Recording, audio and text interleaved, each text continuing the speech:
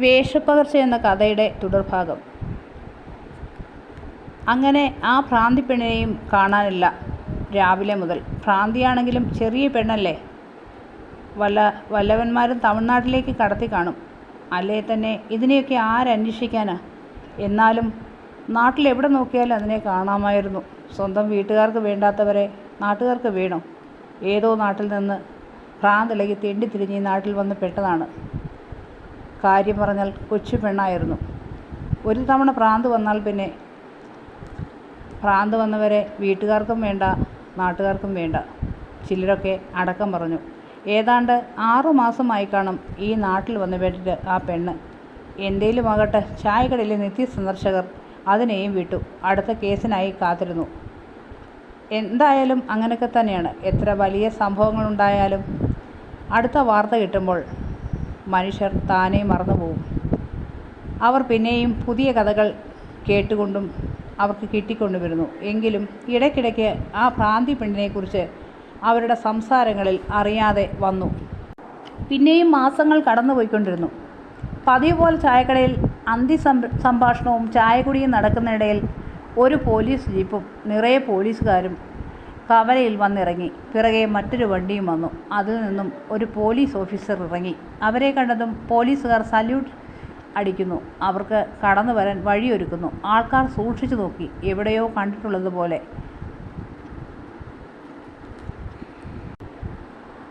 അവരുടെ യൂണിഫോമിലെ പേര് ആൾക്കാർ വായിച്ചു. അധികം പരിഷ്കാരികളല്ലായിരുന്നെങ്കിലും ആൾക്കാർക്ക് അത്യാവശ്യം വായനയൊക്കെ അറിയാവുന്നവരാണ്. ASP ജ്വാല ശങ്കർ. ഒരു 25 വയസ്സ് കാണും. ഗൗരവം തുളുമ്പുന്ന മുഖം. എങ്കിലും സുന്ദരിയാണ്. അവർ ആ ചായക്കടയിലേക്ക് ഒന്ന് നോക്കി. ആൾക്കാർ അവരെ കണ്ടതേ ചാടി എഴുന്നേറ്റു. എവിടെയോ എന്തോ കേസ് അന്വേഷണത്തിന് പോയിട്ട് വരുന്ന വഴിയാണെന്ന് തോന്നുന്നു. അവരെല്ലാവരും അവിടെ നിന്നും ചായ കുടിച്ചു. അതിനുശേഷം പണം കൊടുത്ത് വന്നതുപോലെ തന്നെ തിരിച്ചുപോയി. പെട്ടെന്നാണ് നാട്ടിലെ നുണയൻ ശങ്കുണ്ണി പറഞ്ഞത്. ഞാനങ്ങ് പേടിച്ചുപോയി. അതെന്തിനാ? അല്ല, ജോർജ് ഏട്ടനെ പിടിച്ചുകൊണ്ട് പോകാൻ വന്നതാണെന്നാണ് ഞാൻ ഓർത്തത്. അതിന് ഞാനെന്നാ ചെയ്തിട്ടാ? എന്നതാ ചെയ്യാൻ മേലാത്തെ? എന്നിട്ട് ചായ കുടിച്ച് കാശും കൊടുത്ത് പോകാൻ തുടങ്ങി.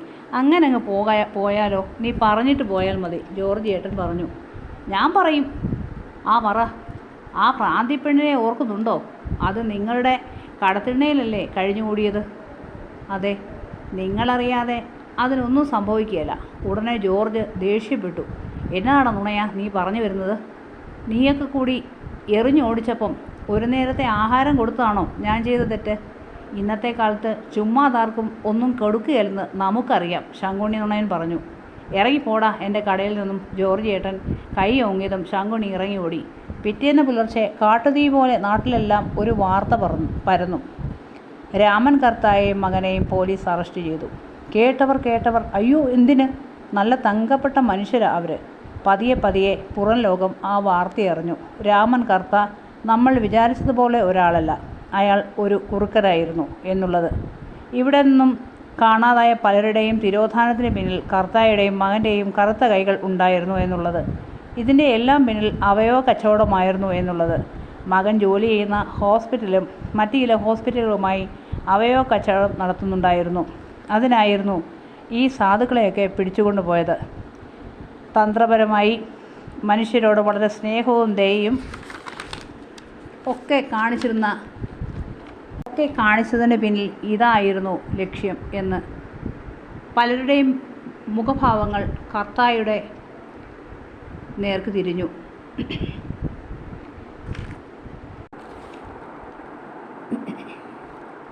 അങ്ങനെ കർത്തയുടെ ചാണക ഗ്യാസ് ഉൽപ്പാദിപ്പിക്കുന്ന പ്ലാന്റിൽ പലരുടെയും മൃതദേഹങ്ങൾ ടാങ്കിനുള്ളിൽ നിക്ഷേപിച്ചിട്ടുണ്ടായിരുന്നു. അതാവുമ്പോൾ ഒരിക്കലും കണ്ടുപിടിക്കാനാവില്ലല്ലോ എന്നാണ് കരുതിയത്. ജനങ്ങൾ നടുക്കത്തോടെയാണ് ഈ വാർത്ത കേട്ടത്. ചിലർ അടക്കം പറഞ്ഞു, സേവ്യർ എത്ര ഭേദം. അല്പസ്വല്പം പൊങ്ങച്ചമൊക്കെ ഉണ്ടായിരുന്നെങ്കിലും അറുത്ത കൈക്ക് ഉപ്പ് തേക്കില്ലെങ്കിലും ഇത്തരം നെറികേട് അയാൾ കാണിച്ചിട്ടില്ല. ആട്ടിൻതോലിട്ട ചെന്നായാണ് കർത്തായും മോനും. ഇത് മാത്രമല്ല, ആക്സിഡൻ്റായിട്ട് വരുന്ന കേസുകളിൽ പലതും ICUവിൽ വെന്റിലേറ്ററിലാക്കുകയും പിന്നീട് മസ്തിഷ്ക മരണം സംഭവിച്ചെന്ന് പറഞ്ഞ് ഉറ്റവരെ കൊണ്ട് അവയവദാനം ചെയ്യാനുള്ള സമ്മതപത്രം ഒപ്പിടിച്ച് വാങ്ങി ആ രീതിയിലും ഒരുപാട് പേരെ പറ്റിച്ചിട്ടുണ്ട്, പണം തട്ടിച്ചിട്ടുണ്ട്. കർത്തയുടെ മകനും ഹോസ്പിറ്റൽ അധികാരികളും. അവയവദാനം ഇന്നൊരു കച്ചവടമായി മാറിക്കൊണ്ടിരിക്കുകയാണ് പല ഹോസ്പിറ്റലുകളിലും. സൂക്ഷിക്കുക, നാട്ടുകാർ അടക്കം പറഞ്ഞു. അങ്ങനെയെങ്കിൽ ആ ഭ്രാന്തിപ്പെണ്ണിൻ്റെ കാര്യവും തീർന്നു. പെട്ടെന്നാണ് കർത്തായെയും മകനെയും കൂട്ടാളികളെയും കൊണ്ടുള്ള പോലീസ് ജീപ്പ് മറ്റു വാഹനങ്ങളും കവലയിലെത്തിയത്. ആൾക്കാർ പഞ്ചപുച്ഛമടക്കി നിന്നു. പലരോടും പല ചോദ്യങ്ങളും ചോദിച്ചു പോലീസുകാർ.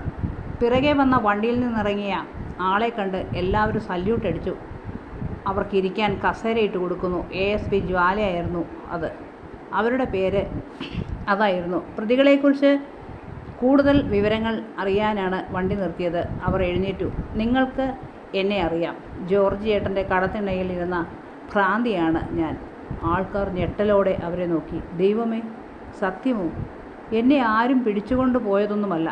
ഞങ്ങൾ മാസങ്ങളായി പല രൂപത്തിൽ ഈ നാട്ടിലെത്തിയിട്ട്. പിന്നെ സേവ്യർ, അയാൾക്കറിയാമായിരുന്നു ഞാൻ ആരാണെന്ന്. ഈ കേസുകൾ തെളിയിക്കാൻ അയാൾ ഒരുപാട് സഹായിച്ചിട്ടുണ്ട്.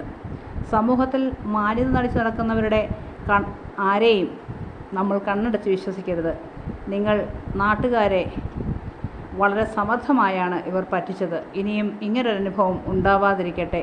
അതിനുശേഷം ജ്വാല ജോർജ് ഏട്ടനോടും നാട്ടുകാരോടും പറഞ്ഞു, നന്ദിയുണ്ട്. തെറി പറഞ്ഞിട്ടാണെങ്കിലും ആഹാരം തന്നതിനും കിടക്കാൻ ഇടം തന്നതിനും. പോട്ടെ. ഇവിടെ ഈ കഥ